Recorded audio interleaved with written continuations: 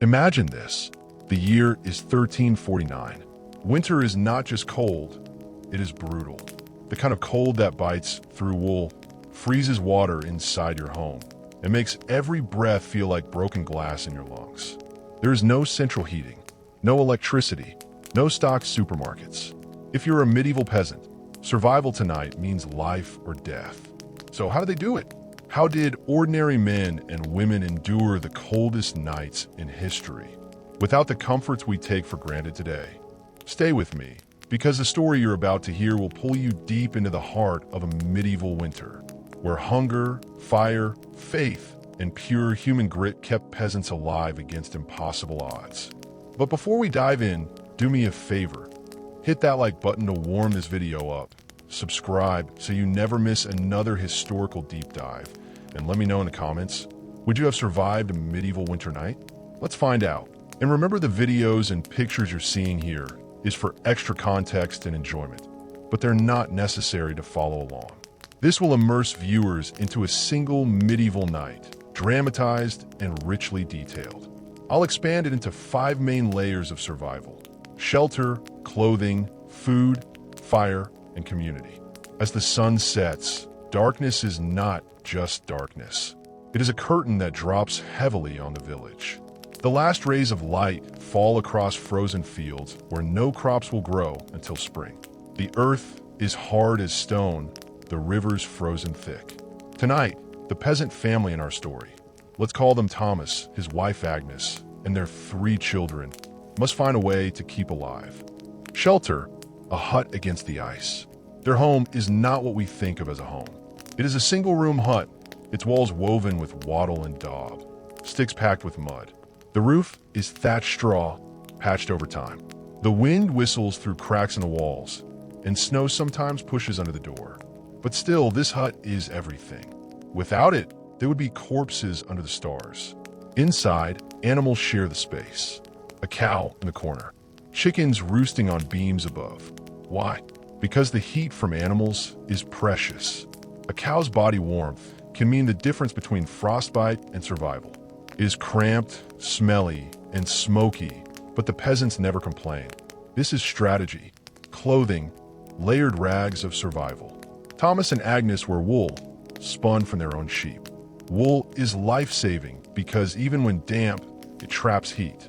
Beneath it, linen shirts, scratched, patched, and rough. On their feet, leather boots stuffed with straw for insulation. Gloves are rare, but cloth wrapped around fingers works in a pinch.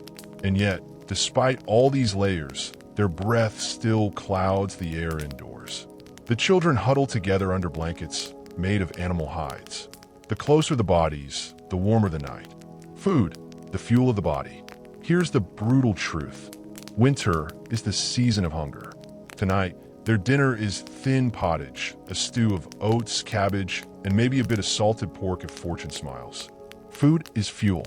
Without calories, the body cannot fight the cold. But salt-preserved meats and smoked fish are dwindling. They ration carefully because the fields will not bear food for months. Bread is coarse, baked with barley and rye, sometimes stretched with ground-up beans or acorns. It is heavy, filling, and keeps them alive, but never truly satisfied. And water? They drink ale. Weak, watered-down ale, brewed in summer and stored for winter. It is safer than water that might freeze or be contaminated. And yes, children drink it too. Fire, the center of life. The hearth is everything. Without fire, there is no warmth, no cooking, no light. Tonight, Thomas guards the fire as if it were treasure. Wood is scarce. Peasants cannot simply chop down the Lord's forest without permission. Instead, they burn peat, dry dung, or whatever scraps they can find. The fire is never allowed to die. They bank the embers under ash at night, coaxing them back to life by dawn. The entire family knows if the fire dies, they could die too. The room fills with smoke, stinging their eyes, but no one dares complain. Smoke means survival. Community, the shared burden. Here's the secret weapon of peasants. They do not survive alone. Tonight, neighbors may gather, packed shoulder to shoulder, trading warmth and stories. Community is insulation. Songs are sung, prayers whispered, tales of saints who endured suffering told again and again. And when the coldest winds rattle the thatch and wolves howl from the forest edge, the peasants remind one another, spring always comes. But the night is long, longer than we can imagine. Hours stretch like centuries. Children cry from the cold. The old ones pray, they live till morning. And outside, the frost sharpens its blade. Will they make it through? Yes, but barely. And that is why their story matters. Because survival was not guaranteed. It was earned every single night. Lords and the poor. Winter in the Middle Ages was not equal. The same frost that clawed at a peasant's mud hut also wrapped itself around the towering stone walls of castles. Yet inside those walls, the story was very different. Tonight, we step into both worlds, the fire-lit halls of lords and the smoke-choked huts of peasants, and see how the cold divided society as sharply as the sword of any knight. 1. Castles of stone, huts of mud. A medieval castle was an imposing sight. High walls, towers piercing the clouds, banners snapping in the icy wind. But what many forget is this. Castles were not warm. Their walls, built of stone, turned frigid in winter. At night, the frost crept across the inside, dripping into damp corridors. Yet for nobles, discomfort was not the same as danger. They had resources peasants could only dream of, tapestries that insulated the walls, heavy velvet curtains pulled across windows, layers of furs to pile onto beds. By contrast, the peasant's hut was fragile. A single room, a single fire, smoke curling against the thatch roof. One stray ember, and the house could burn down, leaving the family naked before the cold. The difference was not survival versus death. It was survival in comfort versus survival in pain. 2. Food, the great divide. Food was the first true mark of class during the coldest nights. In the manor hall, nobles sat at long wooden tables heaped with roasted meat, venison from the hunt, pork from the lord's own pigs, even exotic spices brought by trade. The hearth blazed with logs cut from their private forests. Wine and ale flowed freely. Meanwhile, the peasants rationed stale bread and thin pottage. The meat they smelled wafting from the castle kitchens might never touch their lips. At best, on feast days, they received scraps or offal, the parts the nobles did not want. And here's the cruel irony. Peasants were the ones who raised the pigs, grew the grain, chopped the firewood. Yet when winter came, most of the fruits of their labor disappeared through the gates of the castle. For the poor, survival meant clinging to whatever crumbs remained. 3. Fire, a symbol of power. In a lord's great hall, the central hearth roared. Flames leapt high, filling the air with warmth. Servants constantly fed it with logs, sometimes entire cartloads in a single night. The hall glowed orange, shadows dancing across armored knights and richly dressed ladies. But in the village huts, the fire was a weak ember. A family huddled close, feeding it dried dung, twigs, and scraps of peat. Every cough of smoke burned their eyes, but without it, frostbite crept closer. The fire was more than warmth. It was status. The size of your fire told the world who you were. For peasants, fire was survival. For lords, it was display. 4. Sleeping quarters, layers of comfort. Imagine the bedchambers. Nobles slept on feather mattresses, piled with furs, their bodies cocooned in comfort. Servants laid braziers of glowing coal to take the edge off the cold. And if one bed was not warm enough, there was always another chamber waiting. The peasants, however, slept in one heap, parents, children, sometimes even animals, under rough wool blankets patched so many times they were more whole than cloth. They pressed against one another, hoping body heat would suffice. Privacy was a luxury they could not afford. 5. Survival games of nobility. For the lords, winter nights became occasions for diversion. Minstrels sang by the fire, jesters performed, noblemen played chess while sipping hot spiced wine. They could afford to treat the season as a test of endurance, not survival. But for peasants, there were no games. Winter was a grind of endless labor, repairing fences, tending animals, chopping what could be found. Even on the coldest night, there was no rest. only the fear that food or fuel would run out before spring. 6. The economics of cold. Here lies the harsh truth. Winter deepened the feudal system. The poor depended on the Lord for protection, for land, for permission to gather firewood. If the Lord was generous, he might distribute bread or allow peasants to take fallen branches. If he was cruel, he might demand taxes even during famine. And make no mistake, many lords tightened their grip in the cold months. Hunger makes men desperate, and desperation makes them obedient. Winter was not just a season, it was leverage. 7. The cost of disobedience. Some peasants risked everything to sneak into the forests, cutting wood without permission. If caught, punishments ranged from fines to whipping, sometimes worse. A family could not survive without firewood, yet they could not legally gather it. This impossible choice haunted many. Obey and freeze, or disobey and suffer the Lord's wrath. In this way, the cold was not just nature's weapon. It was a tool of control. 8. Disease, both castles and huts. The cold did not spare the rich entirely. Castles, damp and drafty, were breeding grounds for illness. Pneumonia and fevers struck down noble and peasant alike. Yet the difference lay in treatment. Nobles had access to physicians, herbs, and prayers from monasteries.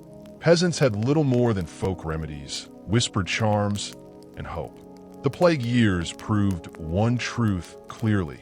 No wall was high enough to keep death out. 9 nights of unequal fear.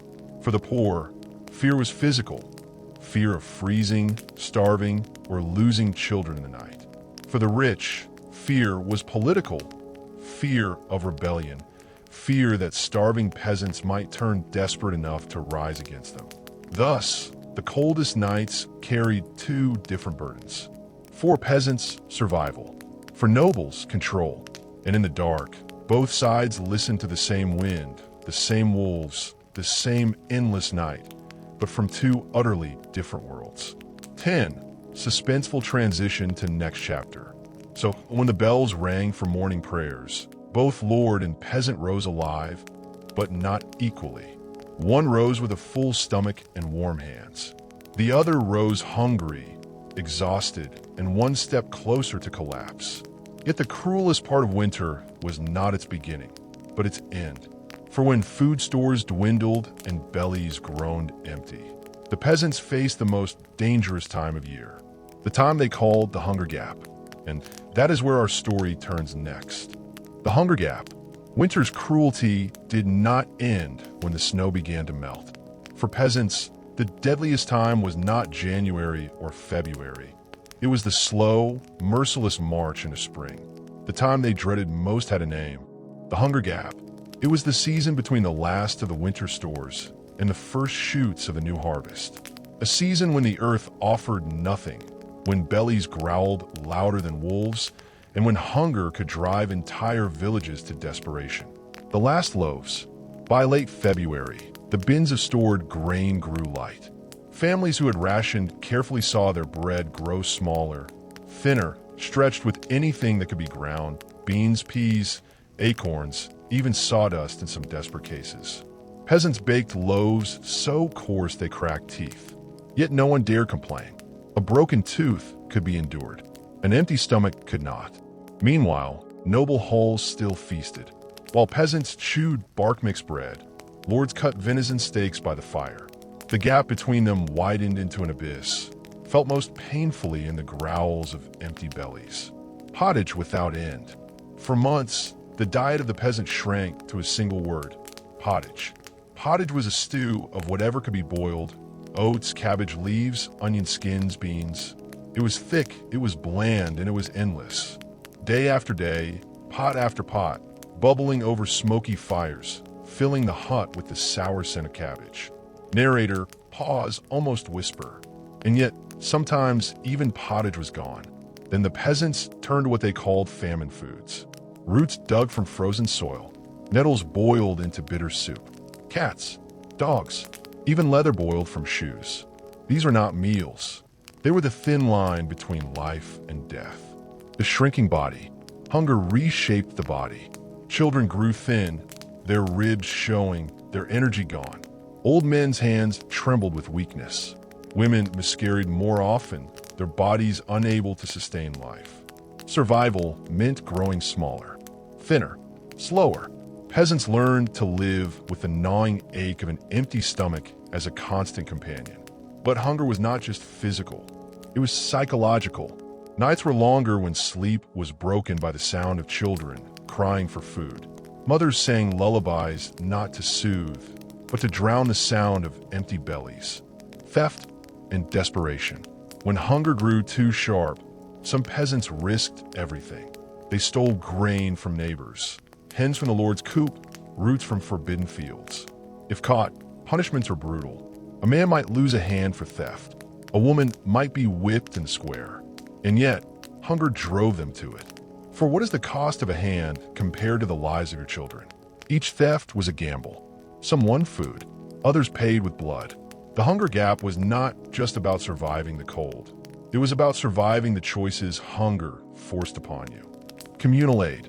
Villages sometimes pooled resources. Bread was shared. Families rotated meals. Neighbors took in orphans when parents succumbed. The church, too, played its part. Monks distributed alms, bread, and weak ale brewed in cloisters. But the church's stores were never endless. Even holy men faced empty shelves. And when the monastery doors closed, peasants faced the cold truth. Each family was on its own. The Lord's leverage. For lords, the hunger gap was both danger and opportunity. Hungry peasants could revolt, but they could also be controlled. Some lords distributed grain, gaining loyalty. Others demanded work or higher rents in exchange for mercy. A starving man was less likely to refuse. A hungry woman might trade anything for bread. In this way, hunger was not only nature's weapon, it was man's. The darker side of hunger. Some records whisper of cannibalism in the worst years. Children sold by parents. Corpses dug from graves. These were not everyday realities, but they haunted the imagination of every villager. To peasants, stories of famine were warnings. Tales passed down of winters when whole villages perished, when wolves feasted not only on sheep but on men. These tales kept fear alive. Fear and caution. Faith as rations. Faith grew sharper in the hunger gap. Peasants prayed for miracles. Early thaws, kind weather, sudden gifts. Pilgrimages to shrines increased. Saints' days were observed with even more fervor. For many, fasting during Lent blurred with starvation. Yet faith gave the suffering meaning. If hunger was a test, then survival was a mark of grace. Still, some broke. Faith did not fill the stomach. And hunger, louder than hymns, drove men to curse God in the dark. The waiting game. The cruelest part of the hunger gap was not knowing when it would end. Snow might linger. Spring rains might drown seedlings. Frost might return, killing tender shoots. Every day was a gamble. Every sunrise carried both hope and despair. Peasants walked the fields, searching for grain. A sprout of barley, a wild herb, anything to prove that life had not abandoned them. But until then, they waited for the earth to wake, waited for the taste of fresh bread, waited and prayed and endured. Suspenseful transition to chapter 4. And so the hunger gap became the true trial of winter. Not the snow, not the ice, but the silence of the earth. No food, no promise, only the waiting. Some survived, many did not. But for those who endured, survival was not just about body. It was about spirit. For when the belly was empty, the only fire left was faith. And that is where our story turns next, into the strange and powerful role of belief, ritual, and prayer. Faith as fire, hope as bread, the invisible warmth that carried peasants through the coldest nights. Faith as fire. In the medieval winter, when hunger hollowed the belly and the cold gnawed at the bone, there was one resource that did not run out: faith. Faith was not a decoration. It was not a Sunday luxury. For peasants, it was survival. When the fire dimmed, when the food was gone, when the future was uncertain, faith became the invisible flame that kept them alive. The church's refuge. In every village, The church was the only stone building besides the Lord's Hall. Its walls stood firm against snow and storm, its bells marking time when days and nights blurred together. On the coldest nights, peasants crowded into the nave. Not for warmth, it was often just as cold as their huts, but for community. To kneel together in prayer was to remember they were not alone. Candles flickered like stars in the darkness, wax dripping slowly, their light a fragile defiance against the night. Monks, nuns, and mercy. Monasteries became lifelines. Monks brewed weak beer, liquid bread, rich in calories, that kept peasants alive when solid food was scarce. Nuns distributed bread from monastery ovens. Some monasteries opened their doors entirely, housing the destitute through the hardest weeks. But even mercy had limits. Monks could not feed everyone, and peasants often walked miles through snow only to be turned away. And yet, even when the bread was gone, the prayers remained. For some, a whispered blessing could carry more strength than a meal. Saints and stories. Every winter had its saints. Saint Nicholas, protector of the poor. Saint Apollonia, healer of sickness. Saint Barbara, shield against sudden death. Peasants clung to these figures like family. Stories of miracles were retold by the hearth. A loaf that fed a village, a candle that burned without oil, a saint who walked through snow unharmed. These tales were not fairy stories. They were survival tools. They kept despair at bay when bellies growled and frost cracked the earth. Pilgrimages in the cold. Yes, even in winter, some peasants set out on pilgrimages. Barefoot, hungry, carrying little more than faith. They trudged through frozen fields to shrines and holy wells, praying for relief. Some collapsed on the way. Others returned with hope renewed, claiming they had touched relics that would protect the village. Whether miracle or madness, the pilgrimage gave meaning to suffering. Faith and fear. But faith was not only comfort, it was also terror. The church preached that famine and cold were punishments. Sin, corruption, lack of devotion, these were the causes of suffering. Priests thundered sermons about God's wrath, painting winter as a holy test. For peasants, this meant survival was not only physical, it was moral. To endure hunger without cursing God was a kind of victory. To despair was to risk damnation. In this way, hunger was given a second edge. The pain of the body and the fear of the soul. Rituals of fire and light. Peasants fought the cold with more than wool and wood. They fought it with ritual. Candlemas, celebrated in February, brought processions of candles through dark villages, symbolizing the light of Christ pushing back winter's night. Bonfires were lit at midwinter festivals, sparks flying like prayers into the sky. Families crossed themselves before the hearth, treating fire not only as warmth, but as sacred presence. Every flame carried double meaning: the heat of survival and the holiness of light. The roll of bells. Church bells were more than sound. They were anchors in the storm of winter. When wolves howled, the bells tolled. When famine struck, the bells rang for alms. When death came, the bells mourned. For peasants huddled in their huts, the sound of bells through snow and night was a reminder. The village was still alive. The faith was still burning. The confessional wait. In times of famine, the confessional filled. Men confessed stealing wood. Women confessed taking food. Children confessed despair. The priest listened, gave penance, and offered absolution. Whether or not it solved hunger, it eased the mind. To walk back into the night, forgiven, was to carry a lighter burden. And sometimes, that mental strength was enough to see a man through another frozen night. The question of miracles. But not all peasants believed equally. Some looked at empty barns and wondered, where is God now? Faith could carry, but doubt could destroy. Families split between hope and despair. Some clung to prayer, others muttered curses. And yet, even the doubters often found themselves crossing themselves before sleep. Because in a world without medicine, without science, without certainty, what else was there but faith? Faith was not food. Faith was not fire. Yet in the hunger gap, it was often stronger than both. It was the invisible thread binding the poor together, the candle that did not go out, the one resource that even famine could not consume. But faith could not warm the body. For that, the peasants still needed the fire of the hearth, a fire that was precious, fragile, and fiercely guarded. And so, as our story continues, we turn to the keepers of that flame, those who fed it with wood, dung, and peat, those who knew that without fire, there could be no life. Children in the cold. To survive the medieval winter was hard enough for men and women grown strong by labor. But for children, the weakest, the most fragile, every cold night was a battle stacked against them. This chapter takes us inside the world of medieval childhood, where hunger, frost, and survival shaped the youngest lives in ways that are difficult for us to imagine today. The fragile ones. Infant mortality in the Middle Ages was brutally high.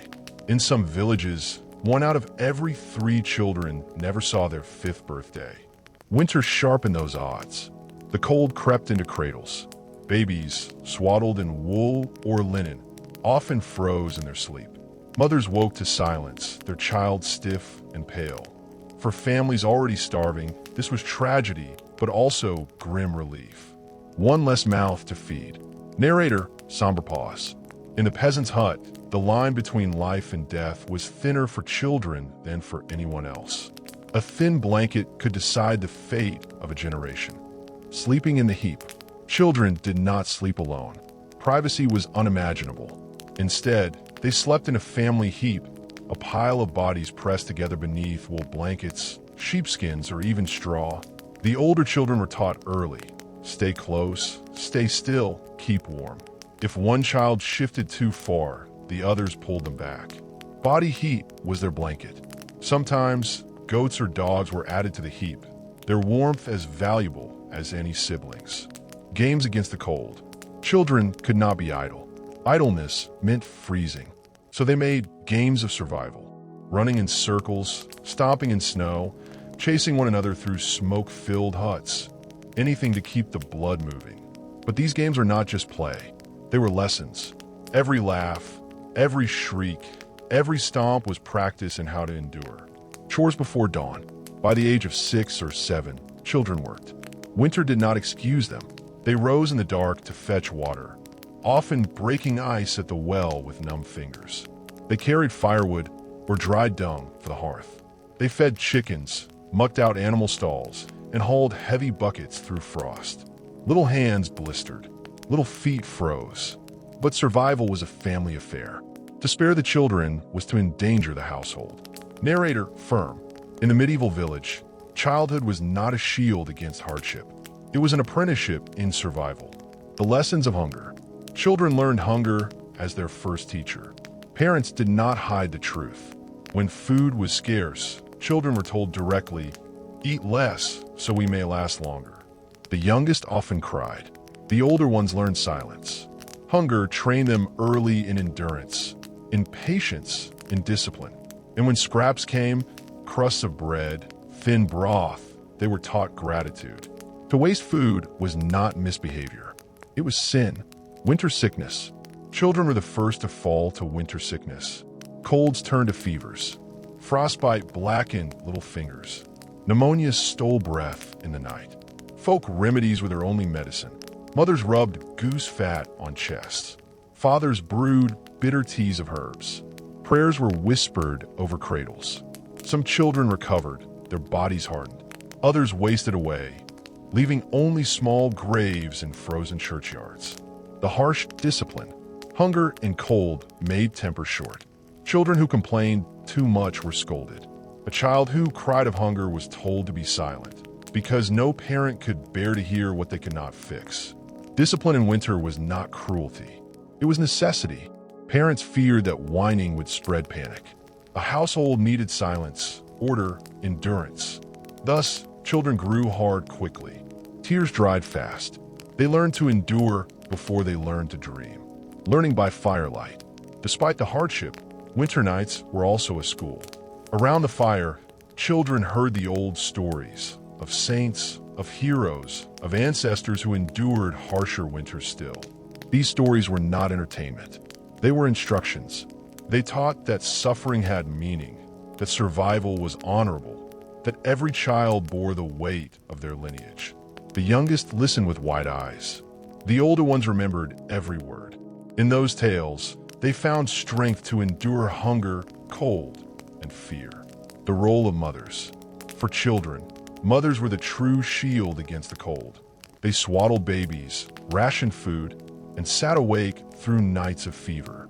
They sang lullabies when the cold pressed too hard. But mothers also had to make choices. If there was not enough food, sometimes they fed the strongest child first, ensuring at least one would survive. Narrator, gentle, sorrowful. No pain was greater than a mother's choice in the hunger gap. To save one meant risking another. Yet in the cruel logic of survival, such choices were made. And so children endured the cold, not as innocents, but as survivors. They learned hunger before letters. They learned silence before laughter. They learned that winter was not a season, it was a teacher. But for all the endurance of children, none of it mattered without one thing: fire. The fire was more than warmth. It was the heartbeat of the household. Without it, there could be no survival. And those who tended the fire, the watchful, sleepless keepers of flame, held the fate of entire families in their hands. Our story now turns to the fire keepers. This will explore the lifeblood of fire in medieval peasant survival. Who tended it, how it was kept alive, the dangers and the desperate measures families took. The fire keepers. In the medieval winter, fire was not just warmth. It was not just light. Fire was life itself. To let the fire die was to invite death into the home. And so, every family had its guardians, its fire keepers. These men, women, and often even children carried a responsibility as heavy as any sword in war. For in the coldest nights, the fire was the thin, glowing line between survival and the grave.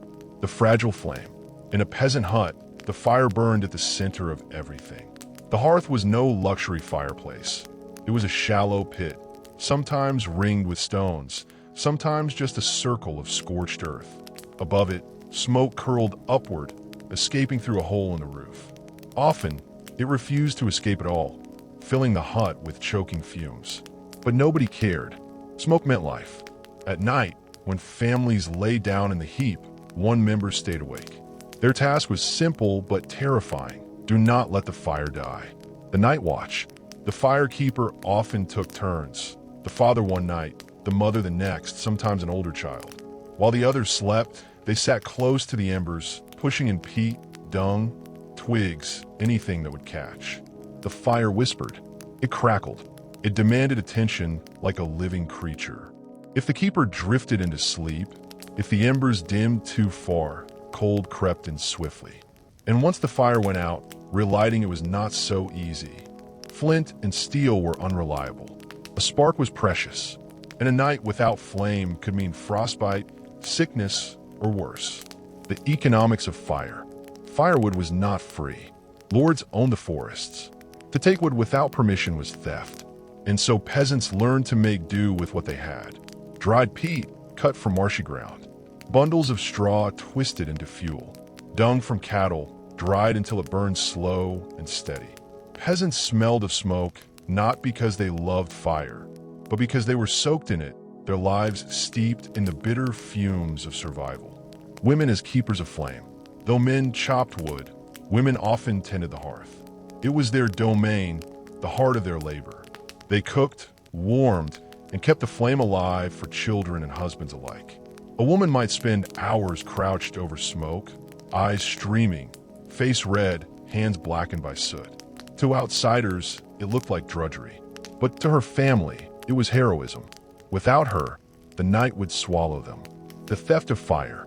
Desperation drove many to theft. Villagers sneaked into manors or monasteries, stealing glowing coals to restart their hearths. Some carried embers in clay pots across miles of snow. Others begged neighbors for a single spark. To give fire was an act of mercy. To refuse was a sentence of death. Narrator, firm, deliberate. And in this way, the flame became more than heat. It became a currency, a bond, a weapon.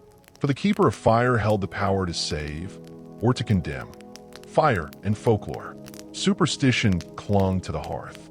Many peasants believed spirits lived in the flame. To spit into it was bad luck. To let it die without prayer was dangerous. Families whispered charms while stoking the embers. Children were warned never to play with the fire, lest demons slip in through the smoke. For peasants, the hearth was not just practical, it was mystical. The flame was holy, the fire famine. In some winters, fire itself ran scarce. When peat was gone, when dung froze, when wood piles shrank to nothing, families faced what was known as the fire famine. Some huts went cold for days. Men walked for miles to beg for fuel. Women tore down fences, burned furniture, even stripped the roof beams from their own homes to feed the fire. Imagine burning your own house just to keep your children alive another night. For peasants, that was not imagination. That was reality. Children of the flame. Even children bore the burden. The youngest carried armfuls of twigs, fetched coals from neighbors, fanned embers with small hands until their palms blistered. If a child failed, if the fire died under their watch, the guilt could follow them for life. Stories tell of children who never forgave themselves, even into adulthood. But when they succeeded, when their family survived another night, pride burned brighter than the flame itself. The hearth as symbol. The hearth was more than warmth. It was the family's heart. Marriages were sealed by the fire. Births were celebrated there. Deaths were mourned beside it. A home without fire was no home at all. And so the firekeeper's task was sacred. To fail was not only practical ruin, it was spiritual disgrace. And so, through smoke-filled nights and endless tending, the firekeepers guarded life. But the flame was fragile, and even when it burned bright, it could not protect against everything. Winter had more weapons than cold. Hidden in the damp air, in the frost-filled lungs, in the crowded huts where smoke choked the weak, there lurked sickness. And sickness could strike faster, fiercer, and more mercilessly than hunger or frost. Our story now turns to the unseen enemy of winter, the plagues and fevers that stalked every family. Winter diseases. The cold could starve you. The cold could freeze you. But often the cold did something far worse. It opened the door to sickness. In the cramped huts of peasants, smoke-filled, damp, and crowded with both humans and animals, winter became a breeding ground for disease. And when illness struck in the frozen months, survival was a battle that few could win. The silent invader. At first, the sickness came quietly. A cough in the night, a child wheezing, an elder clutching his chest. But in the cold, nothing stayed small. A cough turned to fever. Fever turned to death. The peasants had no doctors, no medicine, no understanding of germs. To them, sickness was a curse, a punishment, or the work of demons. And yet, they knew one thing clearly. Winter made everything worse. Smoke in lungs. The hearth that gave life also took it. With no chimneys in most huts, smoke filled the room. Day and night, peasants breathed in soot and ash.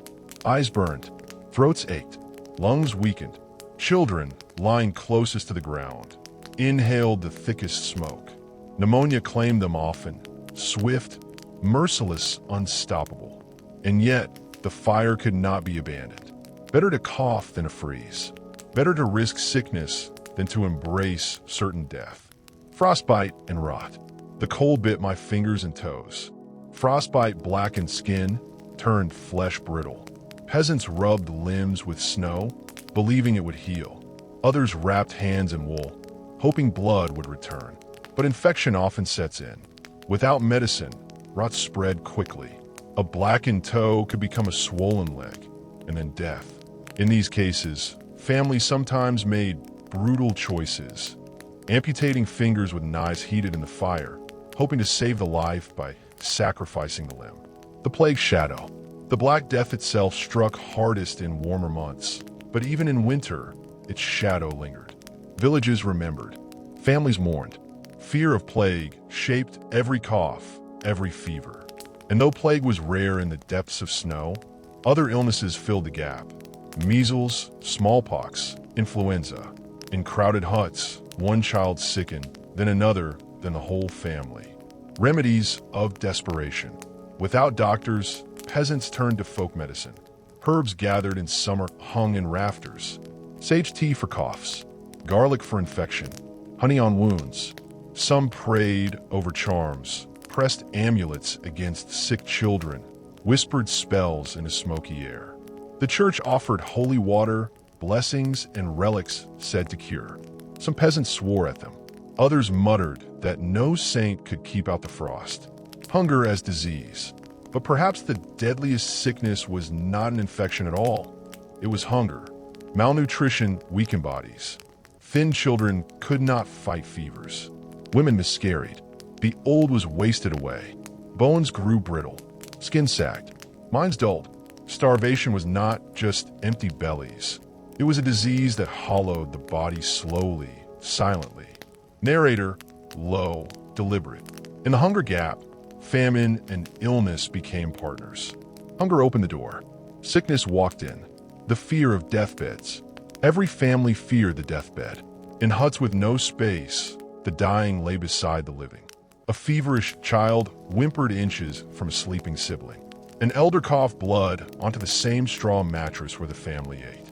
There was no escape, no clean words. Illness was lived with, not separated. And when death came, it came in silence.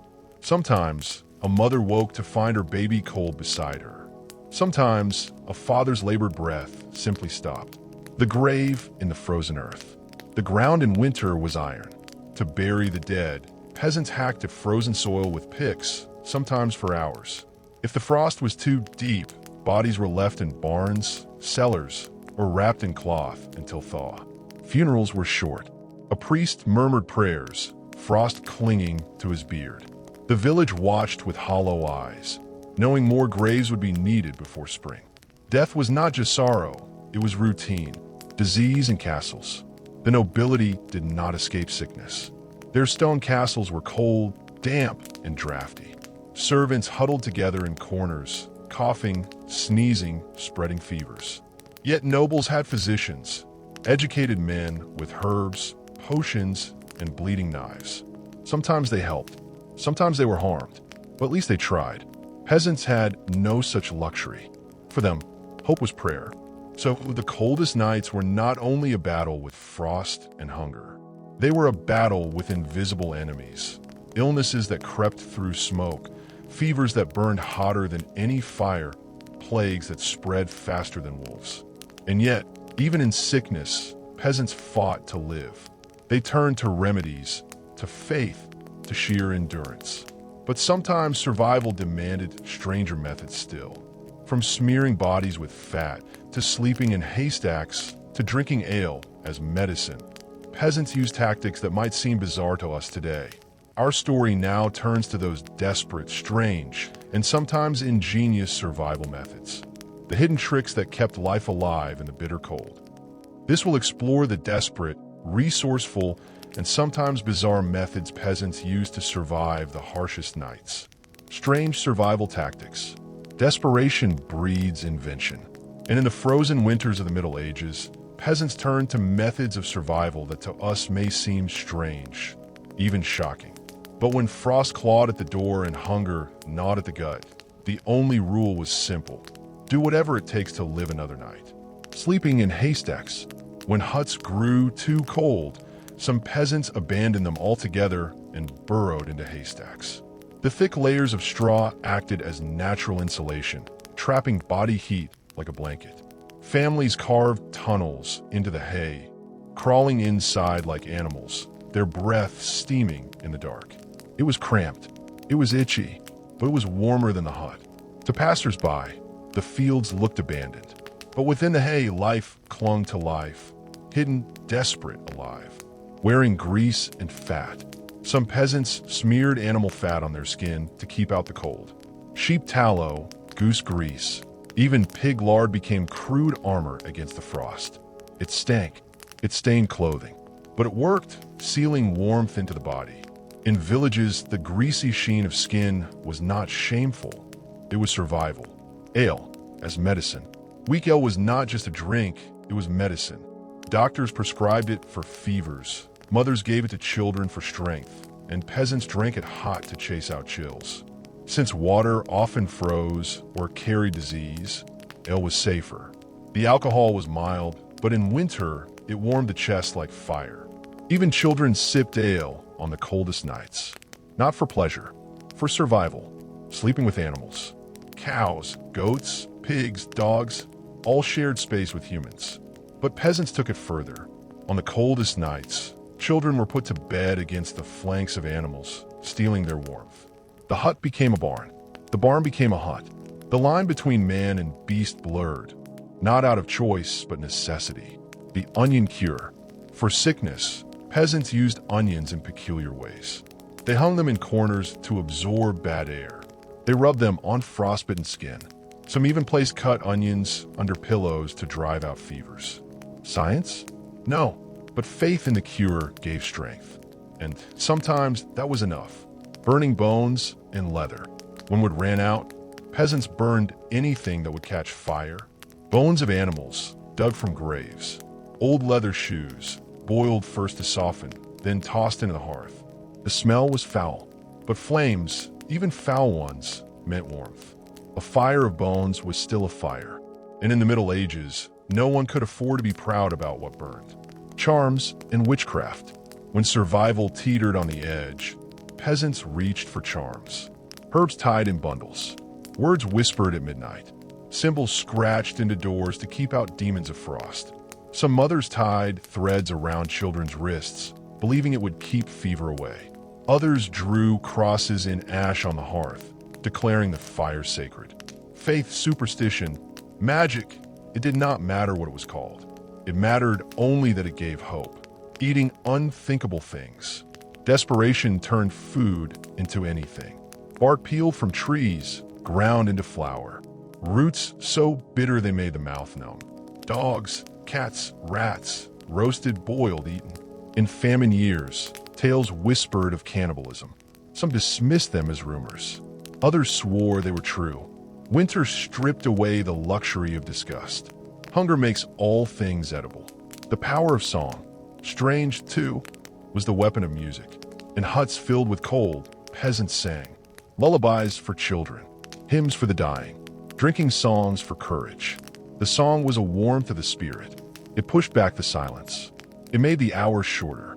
And in a world without clocks, song was sometimes the only measure of time until dawn. And so, peasants clawed their way through winter with methods that were crude, desperate, even grotesque. Haystacks became homes. Fat became clothing. Fires burned with bones. But survival was not only about the body. It was also about the mind. For when the frost howled outside and the belly growled inside, only one thing could keep despair at bay. Stories. Stories told by firelight. Stories that were medicine for the soul. Our journey now turns to the tales, the songs, and the voices that kept peasants alive in the longest nights. Stories by the fire. When winter crushed the body, it was the mind that needed saving. And in the smoky huts of peasants, there was one medicine for despair that cost nothing, required no tools, and burned brighter than the frost outside. Stories. Tales told by the fire were not entertainment. They were survival. In the long nights when hunger gnawed and death lurked at the door, stories gave peasants something stronger than warmth. Hope. The fire is stage. Picture it. The hut is dark, lit only by the glow of embers. Smoke curls through the air, stinging eyes, but no one leaves. Children press close to parents. Neighbors squeeze in shoulder to shoulder. And then someone begins to speak. A story unfolds of saints, of heroes, of the world beyond the village. The fire flickers against faces, shadows dancing like actors. The hut becomes a theater. The night becomes a stage. Narrator soft. With every word, the cold faded a little.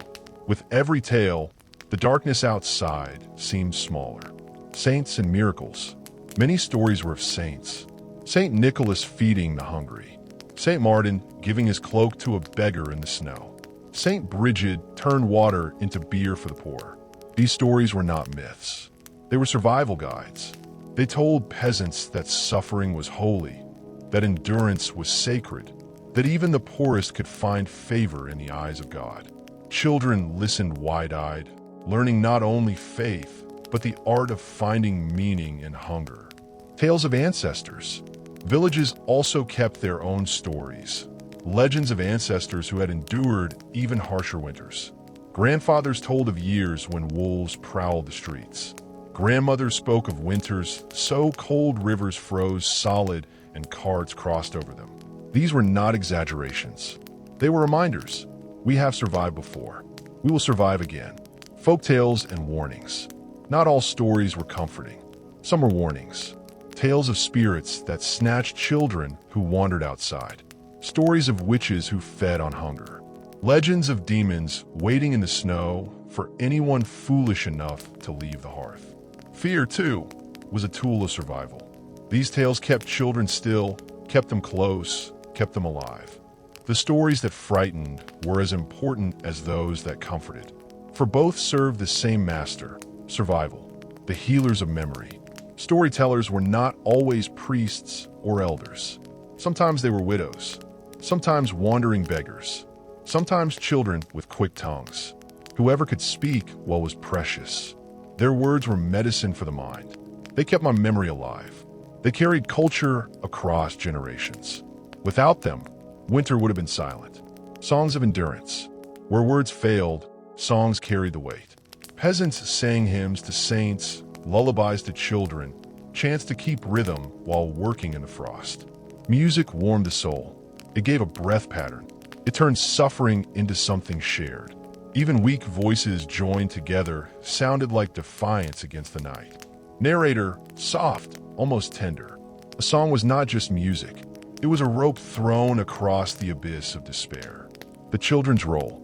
Children were both audience and performers. They begged for stories. They memorized tales, repeated them in their own words, and kept them alive. A child who knew stories was valued. For in the absence of food, laughter, or comfort, a clever tale from a child's mouth could make an entire hut forget their hunger for one fleeting hour. The sacred silence after. After a story ended, silence often followed. Not empty silence, but sacred silence. Families sat together, thinking, praying, remembering. For in that silence, the words settled deep. They became my strength for tomorrow. Stories as weapons against death. In truth, stories did not feed the belly. They did not warm a body. But they did something just as vital. They gave reason. Reason to fight one more night. Reason to see spring. Without stories, the winter became meaningless. And meaning was the one thing peasants could not live without. And so the fire gave more than heat. It gave a stage. It gave a voice. It gave people their spirit. Through stories, peasants carried hope. Through songs, they carried memories. Through tales, they carried themselves into tomorrow. And when tomorrow finally came, when the sun rose and winter loosened its grip, there was one moment of triumph greater than any story told. The dawn of survival. The morning after the coldest night. Our journey now reaches its end. The moment when peasants stepped out of darkness and into the light of survival. Dawn breaks. The night was always the enemy. Long, merciless, endless. But when dawn came, it was a victory. For peasants, every sunrise after the coldest night was not ordinary. It was salvation. It was proof that against all odds, they had survived again. The first light. Imagine it. The hut, heavy with smoke, silent except for the crackle of the last embers. A mother stirs first, eyes swollen from smoke and worry. She pulls back the wool blanket to check her children. All still breathing, all still alive. Through a gap in the thatch, she sees it. The first thread of gold on the horizon. Dawn. The rooster crows, its cry raspy in the frozen air. And with that sound, the household stirs. The children stretch. The father rises stiffly, his bones aching. Yet in every movement is relief. They have lived another night. The ritual of thanks. The first act of mourning was gratitude. Some crossed themselves and whispered prayers. Some thanked the fire, pressing hands toward the embers. Others simply sighed, the weight of fear leaving their chests. For peasants, dawn was proof of God's mercy. Proof that their prayers, their stories, their strange survival tricks all had worked. Even hunger seemed lighter when the sun touched the frost and turned it to glitter. The sounds of life returning. Morning meant noise. The cow lowered, eager to be milked. Chickens scratched at the floor. Children began to chatter, asking when breakfast would come. The village, too, awoke. Smoke rose from huts. Bells rang from the church tower. Voices called across the snow. The sound of life, fragile but real, spread through the cold air. To modern ears, these sounds are ordinary. To peasants, they were miracles. Every sound of life meant one more day conquered. The scars of the night. But dawn did not erase suffering. Some families opened their doors to silence. One child lost in the night. Some huts stayed closed, death inside too heavy to announce. The graveyard grew one stone taller with each dawn. For every victory, there was a loss. Survival was not complete, it was costly. Work resumes. Survival was never paused. As soon as dawn broke, work began. The father went to split what little would remain. The mother stirred weak pottage over rekindled flame. Children fetched water from wells crusted with ice. Every task was urgent. To rest was to risk falling behind. Winter demanded labor at every sunrise. The strength of community. Villagers often gathered in the morning, exchanging news. Who survived, who was sick, who had died. Bread was sometimes shared, embers passed from hut to hut. Dawn reminded peasants that survival was not solitary. It was communal. A village alive at sunrise was stronger than any one family alone. The dawn after hunger. For those deepest in the hunger gap, dawn was cruel. It meant another day of hunger to endure. Yet still it brought hope. The sun, weak as it was, promised that spring would come. Peasants looked to the fields, frozen but waiting.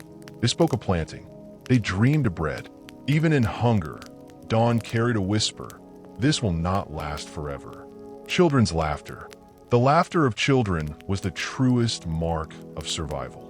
When dawn came, they ran barefoot across frozen floors, chasing chickens, playing games. Their laughter reminded the weary that life was not only about enduring, it was about living.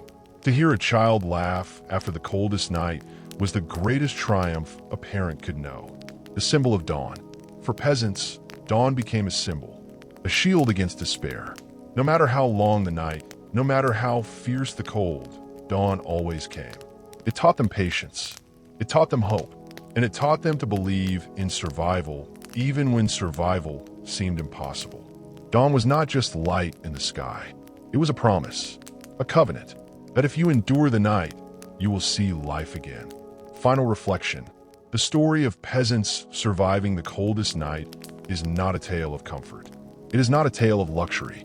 It is a tale of resilience, of bodies hardened, of minds sharpened, of spirits sustained by fire, faith, and stories. They endured hunger by sharing scraps. They endured frost by huddling close. They endured despair by telling tales. And in the end, what saved them was not one thing, but many. Fire, food, faith, family, and above all, the unbreakable will to see another dawn. So now, as you sit in your warm home, with food in your cupboards and light at your fingertips, ask yourself, would you have survived the coldest night? If this journey moved you, honor the strength of those who came before us. Tap that like button to keep their memory burning. Subscribe for more forgotten stories of history, and comment below. Could you endure a medieval winter night? Until next time, stay curious, stay strong, and never take your dawn for granted.